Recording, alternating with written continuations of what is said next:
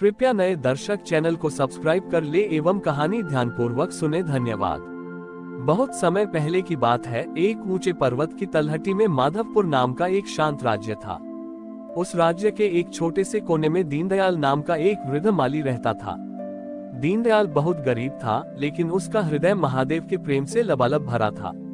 वह राजा के बड़े बागानों में काम नहीं करता था, बल्कि उसने अपनी छोटी सी कुटिया के पीछे एक छोटी सी पथरीली जमीन पर फूलों का बगीचा बनाया था।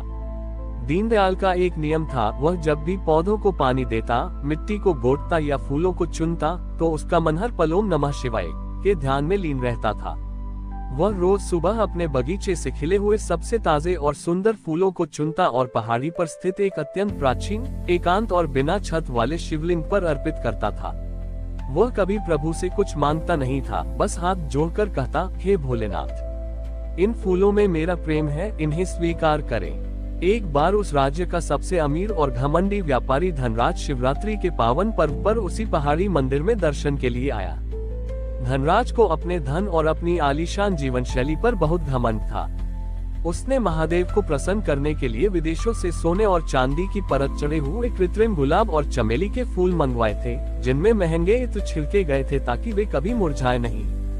धनराज ने बड़े गर्व से वे सोने चांदी के चमकीले फूल शिवलिंग पर चढ़ाए और वहां खड़े पंडितों से कहा, देखो, ऐसा अमूल्य और चमकीला अर्पण महादेव के लिए पूरे राज्य में कोई दूसरा नहीं ला सकता। मेरी यह भेंट कभी मुरझाएगी नहीं, इसलिए प्रभु मुझसे सबसे ज्यादा प्रसन्न होंगे। उसी समय वृद्ध दीनदयाल भी अपनी फटी हुई टोकरी में अपने बगीचे के कुछ साधारण गेंदे और जंगली धतूरे के फूल लेकर वहां पहुंचा। उसने धनराज के सोने चांदी के फूलों को देखा तो अत्यंत संकोच से भर गया। उसने सोचा, व्यापारी जी के फूल कितने कीमती हैं। मेरे फूल तो साधारण हैं और शाम तक मुरझा जाएंगे, लेकिन मैंने इन्हें बुनते और सींचते समय हर पल अपने महादेव को याद किया है। दीनदयाल ने चुपके से धनराज के सोने के फूलों के एक कोने के पास अपने जंगली फूल रख दिए और अश्रुपूर्ण नेत्रों से प्रणाम करके पीछे हट गया। तभी एक अद्भुत घटना घटी। धनराज ने जैसे ही घमंड से मुस्कुराते हुए मंदिर के मुख्य पुजारी को बड़ी दक्षिणा देनी चाही, अचानक आसमान में काले बादल छा गए और बिजली कड़कने लगी। मंदिर के गर्भगृह के भीतर का वातावरण अजीब सा भारी हो गया। जैसे ही पुजारियों ने शिवलिंग पर अभिषेक का पवित्र जल डाला, धनराज के वे सोने चांदी के फूल, जिन पर महंगा इत्र छिड़का गया था, रासायनिक प्रतिक्रिया के कारण काले पड़ने लगे और उनमें से एक अत्यंत दुर्गंधयुक्त धुआं निकलने लगा। इत्र की खुशबू कड़वाहट में बदल गई। धनराज का चेहरा शर्म और डर से पीला पड़ गया। उसने चिल्लाकर कहा, ये कैसे हो सकता है? ये तो शुद्ध सोना था। ठीक उसी क्षण कोने में रखे दीनदयाल के उन साधारण जंगली और धतूरे के फूलों से एक अद्भुत चमत्कार हुआ। वे मुरझाने के बजाय अचानक ऐसे खिल उठे मानो अभी अभी डाल से तोड़े गए हों। उन साधारण फूलों के भीतर से गहरे नीले और सुनहरे रंग का एक दिव्य प्रकाश निकलने लगा। पूरे मंदिर परिसर में चंदन और पहाड़ी हवाओं की ऐसी अलौकिक सुगंध फैल गई, जिसने वहां उपस्थित सभी के मनों को शांत कर दिया। बिना किसी के बजाय ही हवा में डमरू की मधुर और अलौकिक ध्वनि गूंज उठी। डम डम डम। उस दिव्य प्रकाश के बीच से साक्षात देवों के देव महादेव प्रकट हुए। उनके मस्तक पर चंद्रमा हंस रहा था और उनके मुख पर असीम करुणा की मुस्कान थी। महादेव ने आगे बढ़कर दीनदयाल के फूलों को अपने मस्तक से लगाया। फिर उन्होंने धनराज की ओर देखा और उनकी गंभीर परंतु करुणामयी वाणी गूंजी, हे धनराज, तुम जो सोने चांदी के फूल लाए थे, वे तुम्हारी धन दौलत और समाज में अपनी प्रतिष्ठा दिखाने के अहंकार से भरे थे। उन फूलों में प्रकृति की कोई आत्मा नहीं थी और न ही तुम्हारे मन में श्रद्धा थी। जहाँ मैं और मेरा का भाव होता है, वहाँ मेरा वास नहीं होता। लेकिन दीनदयाल के इन साधारण फूलों में उसके दिन भर के कड़े परिश्रम, निश्चल प्रेम और पूर्ण समर्पण की सुगंध है। मुझे वस्तुओं की कीमत से नहीं, बल्कि उसके पीछे छिपे पवित्र भाव से सरोकार है। ये सुनते ही धनराज का सारा घमंड चूर चूर हो गया। वह वहीं मंदिर के फर्श पर दंडवत प्रणाम करने लगा और अपनी भूल की क्षमा मांगी। महादेव ने दीनदयाल को अपनी अविचल भक्ति का आशीर्वाद दिया और अंतर्ध्यान हो गए। ये कहानी हमें सिखाती है कि ईश्वर के दरबार में आपकी संपत्ति, वैभव या कीमती उपहारों का कोई मूल्य नहीं होता। वहाँ केवल आपके हृदय की शुद्धता, निश्चल समर्पण और निष्काम कर्म ही मायने रखता है। यदि आपकी प्रार्थना में सच्चा भाव है तो महादेव आपकी सबसे साधारण भेंट को भी सहर्ष स्वीकार कर लेते हैं। दीनदयाल पर महादेव की साक्षात कृपा होने के बाद धनराज का जीवन पूरी तरह बदल गया। उसने अपना व्यापारिक घमंड त्याग दिया और दीनदयाल की कुटिया के पास आकर पौधों की सेवा करना शुरू कर दिया। दीनदयाल ने जीवन के अंतिम क्षण तक महादेव का सिमरन करते हुए अपनी कुटिया में ही प्राण त्यागे और उनकी आत्मा सीधे शिवधाम को सिधार गई। शताब्दियों का कालचक्र घूमता रहा। वह छोटा सा माधवपुर राज्य अब कलयुग के आधुनिक दौर में एक अत्यंत विकसित और कंक्रीट से घिरे महानगर में बदल चुका था। प्राचीन पहाड़ियां काट दी गई थीं और जहां कभी दीनदयाल का बगीचा था, वहां अब ग्रीन लाइफ कॉर्पोरेशन नाम की एक बहुराष्ट्रीय कंपनी की विशाल प्रयोगशाला खड़ी थी। इस आधुनिक युग में इस कंपनी के मुख्य वैज्ञानिक और निदेशक थे डॉक्टर कबीर। इस युग में कलयुग के प्रभाव के कारण प्राकृतिक फूल पूरी तरह विलुप्त हो चुके थे। लोग अपने घरों को सजाने के लिए स्मार्ट सिंथेटिक फ्लावर्स, कृत्रिम प्लास्टिक के डिजिटल फूल का उपयोग करते थे, जिनमें कंप्यूटर चिप लगी होती थी और वे बटन दबाने पर मनचाही कृत्रिम सुगंध छोड़ते थे। डॉक्टर कबीर का मानना था कि विज्ञान ने प्रकृति पर विजय प्राप्त कर ली है। वे कहते थे, अब इंसानों को किसी असली पौधे को सींचने या सब्र करने की जरूरत नहीं है। हमारी तकनीक 1 सेकंड में सबसे सुंदर और कभी न मुरझाने वाला फूल बना सकती है। डॉक्टर कबीर की कंपनी उसी प्राचीन पहाड़ी की जमीन के नीचे खुदाई कर रही थी।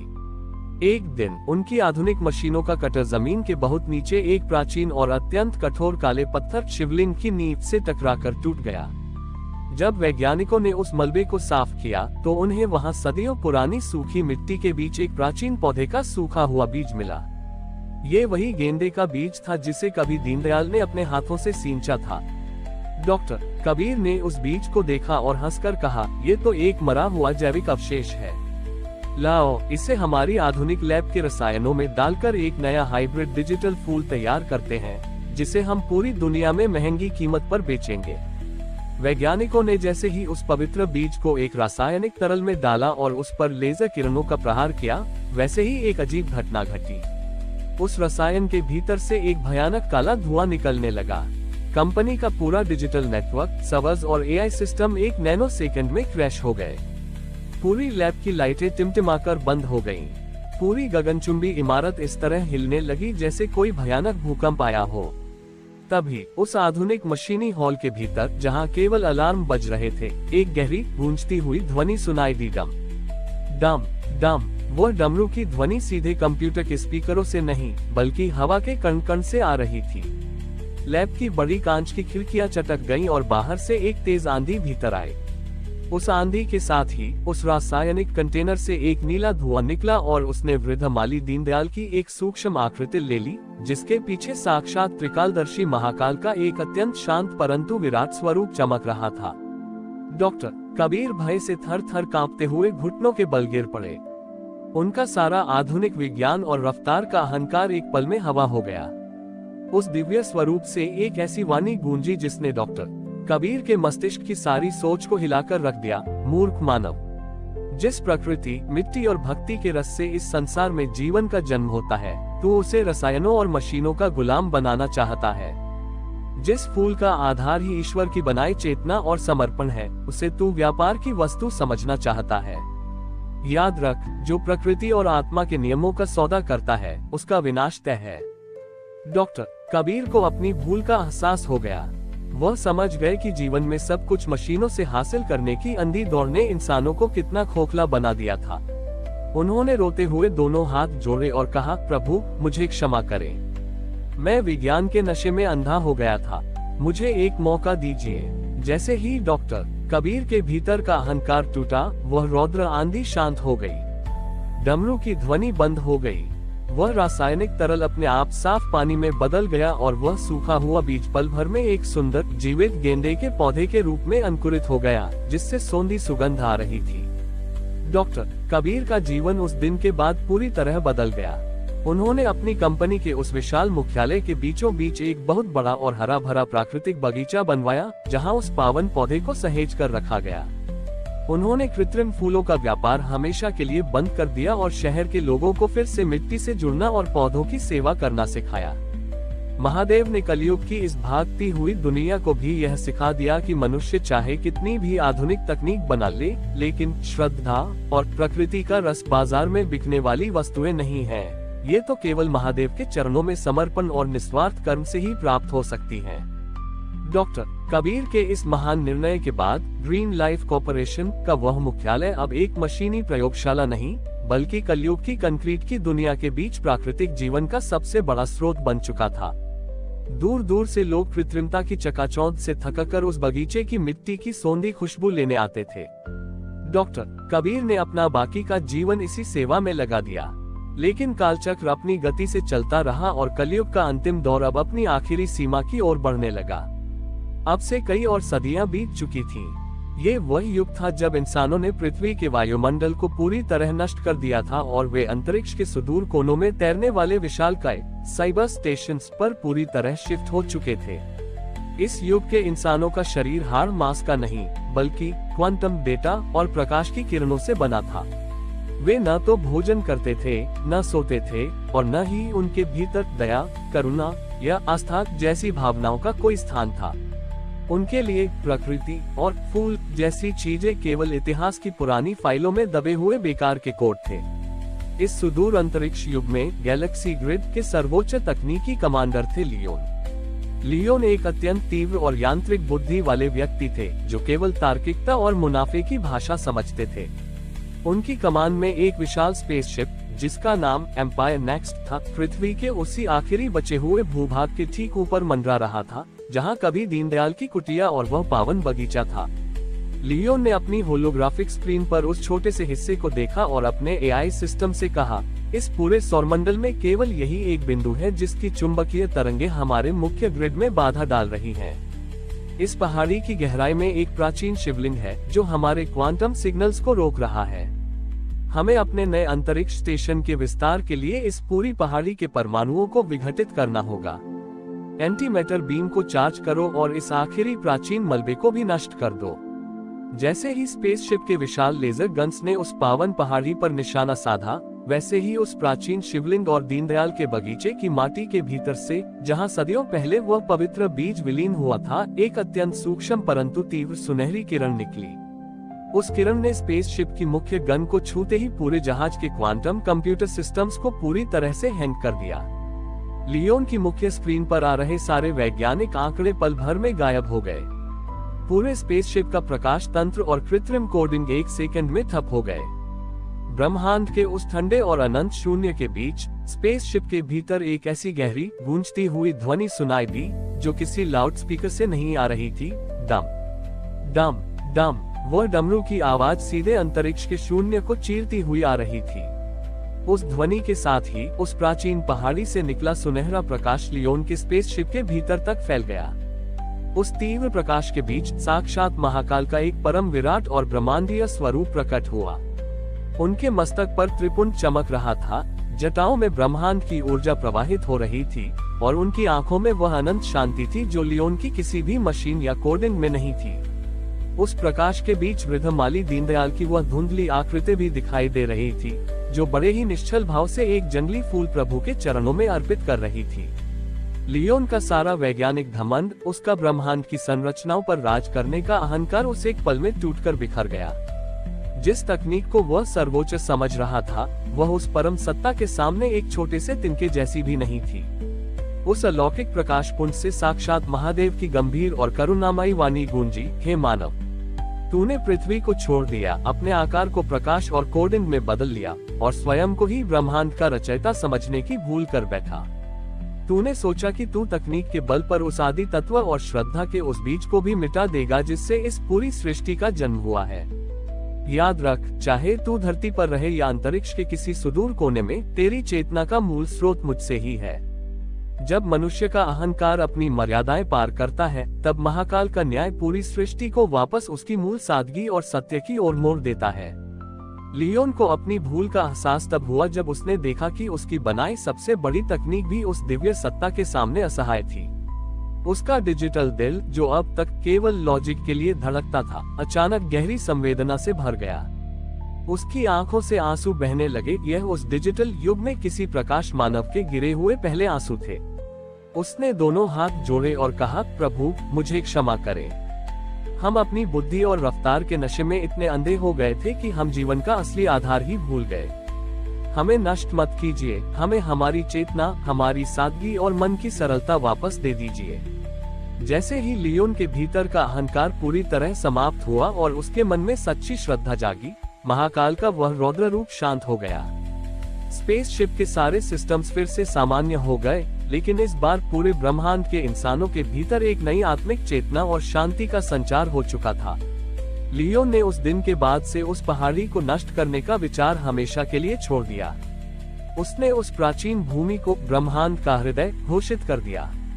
उस अंतरिक्ष युग में भी जब लोग मशीनों की कृत्रिम दुनिया से थक जाते, तो वे अपने स्पेसशिप्स को रोककर उस पावन पहाड़ी पर आते। वे वहां की माटी को चूमते, उस शिवलिंग के सामने सिर झुकाते और महसूस करते कि युग चाहे कोई भी हो, तकनीक चाहे किसी भी आकाशगंगा तक पहुंच जाए, लेकिन मनुष्य की आत्मा को परम शांति, संतोष और मोक्ष केवल महादेव के चरणों में संपूर्ण समर्पण से ही मिल सकता है। लियोन के इस आत्म समर्पण और ब्रह्मांडीय जागृति के बाद वह पहाड़ी एक ऐसा केंद्र बन गई जहां समय और तकनीक की सीमाएं समाप्त हो गईं। लियोन ने उन समस्त स्पेस स्टेशनों का रुख बदल दिया जो अब विनाश की ओर अग्रसर थे। उसने अंतरिक्ष के उन ठंडे यांत्रिक ढांचों को जीवन केंद्रों में बदल दिया जहां कृत्रिम प्रकाश के बजाय शुद्ध चेतना का वास होने लगा। परंतु सृष्टि का नियम है कि जो जन्म लेता है उसका अंत निश्चित है। कलयुग की सारी भौतिक और डिजिटल सीमाएं समाप्त हो चुकी थीं और अब वह क्षण आ गया जिसकी प्रतीक्षा स्वयं महाकाल करते हैं, महाप्रलय। ब्रह्मांड के वे अनंत सितारे जिन्होंने अरबों सालों से रोशनी फैलाई थी, वे अब एक एक करके बुझने लगे। अंतरिक्ष की काली गहराइयां अपने मुख खोलकर सारी सभ्यताओं, सारे स्पेसशिप्स और यहाँ तक कि उन प्रकाश मानवों के डिजिटल अस्तित्व को भी निगलने लगी। पृथ्वी का वह आखिरी टुकड़ा, वह पहाड़ी और दीनदयाल का वह पावन बगीचा अब उस महाशून्य में अकेले तैर रहा था। वहाँ न कोई वैज्ञानिक बचा था, न कोई यंत्र और न ही कोई कोडिन। चारों ओर केवल एक भयावह, शांत और आदिम अंधकार था। तभी उस अनंत सन्नाटे के बीच जहां अस्तित्व का कोई प्रमाण नहीं बचा था, एक अति सूक्ष्म मगर बेहद शक्तिशाली ध्वनि पैदा हुई, डम डम डम। वह महादेव के डमरू की नाद थी जो प्रलय की समाप्ति और एक नई सृष्टि के शंखनाद का प्रतीक थी। उस ध्वनि के साथ उस शिवलिंग के स्थान पर एक प्रचंड दिव्य नीले और सुनहरे रंग का प्रकाश स्तंभ प्रकट हुआ। उस प्रकाश की तीव्रता ने पूरे ब्रह्मांड के बुझे हुए कणों को पुनर्जीवित कर दिया। उस प्रकाश पुंज के भीतर से साक्षात देवों के देव महादेव अपने दिव्य, अनंत और निराकार स्वरूप में प्रकट हुए। उनके साथ माता पार्वती आदिशक्ति का वह स्वरूप था जिसने सृष्टि के आदि में पहला स्पंदन महसूस किया था। महादेव के उस महाप्रकाश के भीतर उन सभी भक्तों की आत्माएं दिव्य कणों के रूप में तैर रही थीं, जिन्होंने कभी मिट्टी से, कभी पत्थरों से और कभी तकनीक के बीच से प्रभु को पुकारा था। उस तेज में माली दीनदयाल का वह गेंदे का बीज था, शिल्पी केशव की वह छेनी थी और कमांडर लियोन के वे आंसू थे जो उसने तकनीक के अहंकार को त्याग कर बहाए थे। इन सब ने मिलकर उस बीज का निर्माण किया था जिसे काल की कोई भी अग्नि नहीं जला सकी। महादेव ने उस अनंत शून्य पर अपनी दृष्टि डाली और गंभीर वाणी में कहा, सृष्टि का अंत केवल एक नया सोपान है। तकनीकें बदलती हैं, युग बदलते हैं और जीव का रूप बदलता है, परंतु निस्वार्थ प्रेम, सेवा और मेरे प्रति अटूट विश्वास, यही वह तत्व है जो प्रलय की अग्नि में भी भस्म नहीं होता। यही वह बीज है जिससे पुनः सत्य का सतयुग जन्मेगा। महादेव ने अपना त्रिशूल घुमाया और उस दिव्य प्रकाश स्तंभ से करोड़ों नए नक्षत्र, नई पृथ्वी और एक ऐसा नया सूर्य निकला जो न केवल भौतिक ऊर्जा देता बल्कि जीवों के भीतर धर्म और करुणा का संचार करता था। प्रलय का अंधकार समाप्त हुआ। नई दुनिया की मिट्टी पर पानी की पहली बूंद पड़ी और वही सोंधी खुशबू हवा में तैरने लगी जिसे सदियों पहले वृद्ध माली दीनदयाल ने अपने बगीचे में अनुभव किया था। महादेव की यह महागाथा सिद्ध करती है कि अंत में सब कुछ नष्ट होकर भी जो बचता है वह केवल प्रभु की करुणा और भक्त का वह भाव है जो आदि से अनंत तक जीवित रहता है। ओम नमः शिवाय। आपका एक लाइक और सब्सक्राइब मुझे अगले वीडियो बनाने में बहुत हिम्मत देता है, तो तुरंत चैनल सब्सक्राइब करें और बेल आइकन भी ऑन कर ले। धन्यवाद। महादेव।